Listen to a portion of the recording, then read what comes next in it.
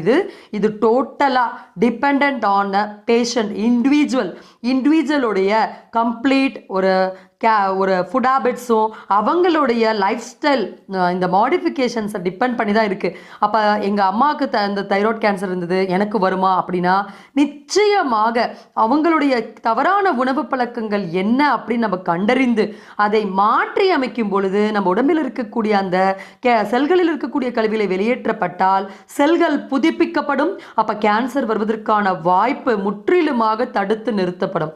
அடுத்து goitre enlargement, நிறைய பேருக்கு கழுத்து கழலை அப்படியே கழுத்து கட்டி பெருசாயிட்டே போகும். இது ஹைப்போதைராய்டு ஓவர் செக்ரிஷன்னால வரக்கூடிய பிரச்சனை.